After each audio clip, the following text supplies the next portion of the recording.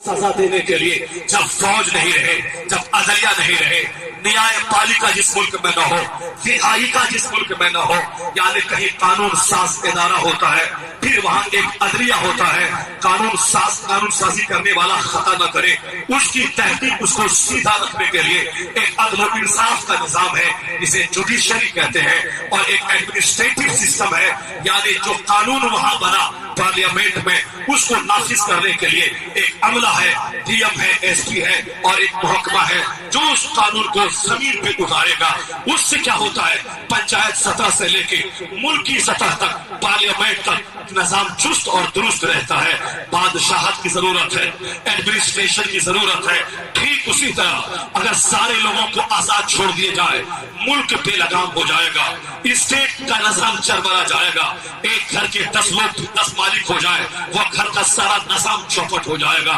اس طرح دنیا انارکی کا شکار ہو جائے گی۔ اسلامی نظام جو دنیا بھر میں قائم رہا اور آج بھی جو قائم ہے، اسلام کی تبلیغ میں ایک طرف علماء کرام کی درس و تدریس، ان کی تقریر و تحریر کا دخل رہا، اور ایک دوسرا ڈپارٹ رہا ہماری مشائخ کا، جو خانقاہوں میں بیٹھ کر دلوں کی کثافت کو دور کرنے کے لیے انہوں نے خانقاہی نظام چلایا۔ ایک دوسرا ڈپارٹ رہا بادشاہوں کا، جنہوں نے اپنی فوج کو لے کے ایران کی سرزمین پہ حملہ کیا، اسلام دشمنوں سے مقابلہ کیا، اسلام کی راہ میں آنے والی دشمن طاقتوں کو ناکو چلے جمانے پر مجبور کر دیا۔ وہاں جانے بھی گئی، شہادت کے جام بھی پیے گئے، کافروں کو جہنم بھی پہنچایا گیا، اور ایک طرف جہاد ہوا، ایک طرف فوج ہماری آگے بڑھی۔ جب وہ ملک فتح ہو گیا، وہاں ہمارے اسلامی حاکم بنا، اسلامی حاکم ہر صوبے ہر اسٹیٹ میں اپنا جانشین مقرر کیا، ایک اسلامی نظام قائم ہوا۔ اس اسلامی نظام کے تحت ملکی نظام چلتا رہا۔ اگر کوئی شراب پیے گا اسے 80 کوڑے مارے جائیں گے، کوئی شادی شدہ زنا کرے گا اس کو بیچ چوراہے پہ سنسار کیا جائے گا، جو کنوارا زنا کرے گا اسے 100 کوڑے مارے جائیں گے، جو چوری کرے گا اس کے ہاتھ کاٹے جائیں گے۔ جہاں جہاں بھی اسلامی سلطنت قائم ہوا وہاں سے ظلم کا نام و نشان مٹ گیا، وہاں سے زناکاری کا خاتمہ ہو گیا، وہاں سے چوری کا خاتمہ ہو گیا، وہاں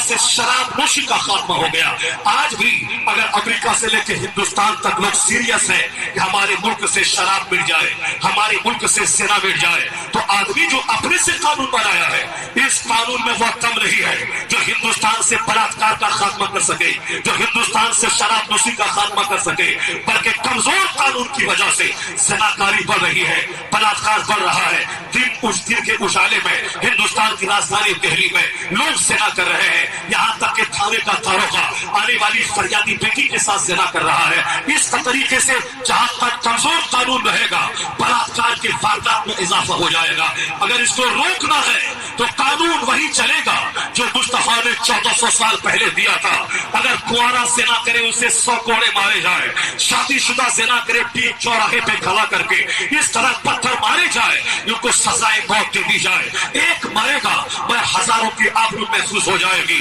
کل تک جو لوگ کہہ رہا تھا یہ سزا جنگلیوں کی ہے، یہ سزا عرب کے بدوؤں کی ہے، یہ سزا پرانی سزا اسلام کی سزا ہے، جو وحشیانہ سزا ہے، جو مانوتا کا اپمان جھلکتا ہے۔ لیکن آج سے چند سال پہلے جب دہلی میں گینگ ریپ ہوا، اور اس گینگ ریپ کے بعد جب بھارت کا ماحول غصے میں آ گیا، تو ہندوستان میں ہر شہر میں جلوس نکلے، یہاں تک کہ بڑے پڑھے لکھوں سے لے کے چھوٹے تک ہندو سارے طبقے کے لوگوں نے جلوس نکال کے ایک ہی ڈیمانڈ کیا کہ بلاತ್ಕಾರ کی اس گھٹنا نے ہندوستان کو ہلا کے رکھ دیا ہے، ہندوستان کے قانون میں ترمیم کیا جائے، سنشودھن کیا جائے، بلاತ್ಕಾری کو سزائے موت دی جائے۔ کل تک جو اسلام کی سزائے موت کو جنگلیوں کی سزا کہہ رہا تھا، اور آج جب ہندوستان میں بلاತ್ಕಾರ کی گھٹنا بڑھ گئی تو آج ہندوستان کے لوگوں کو خیال آیا ہے کہ ہمارا قانون بلاತ್ಕಾರ کو روک نہیں پائے گا۔ اگر روکنا ہے وہی پرانا اسلام کا جو ساختہ سزائے موت ہے اس کو نافذ کرنا ہوگا۔ یہ صرف ایک زنا کے تعلق سے نہیں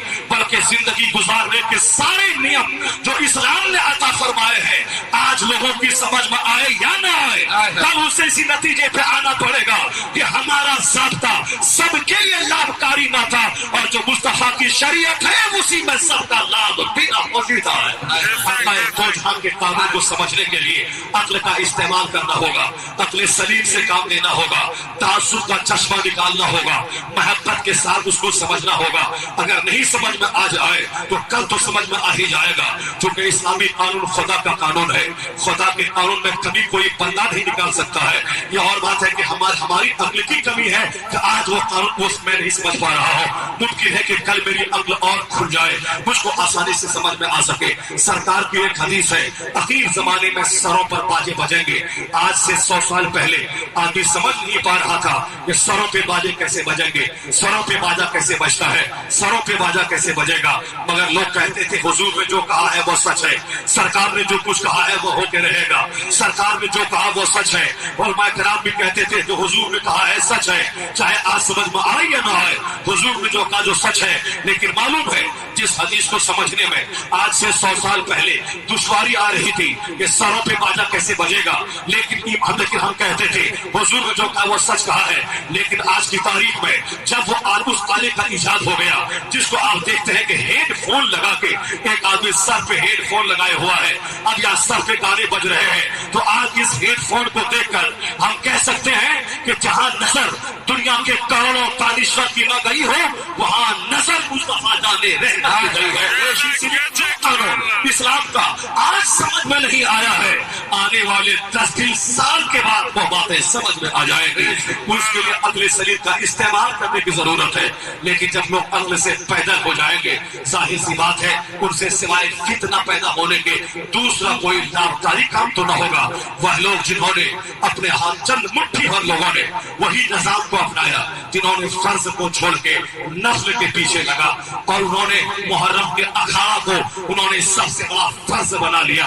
उन्होंने उर्स को जिंदगी का सबसे बड़ा मकसद बना लिया, फराइज़ और वाजिबात को छोड़कर उन्होंने जो गैर जरूरी को जरूरी बना लिया। नतीजे में क्या हुआ, इन मुट्ठी भर लोगों की वजह से मजहब इस्लाम की शरीयत का जो ज़ाब्ता और कानून था, वो कानून हिंदुस्तान में ऐसा चरमराया कि अंग्रेजों ने मुसलमानों को और कंफ्यूज बनाने के लिए चंद मौलवी को खरीदा, मौलवी को खरीद के लिखवाया कि लिखो ईद मिलादुल नबी का जश्न मनाना ऐसा ही है जैसे कन्हैया का जन्मदिन मनाना। यानी अंग्रेजों ने मौका गनीमत समझा। एक तरफ बिदअती और जाहिलों ने फराइज़ और वाजिबात से हटकर तबीयत के मुताबिक उन्होंने नई नई बातें कर लिया। जालिम शमन्यासी फिरका का वो बानी जिन्होंने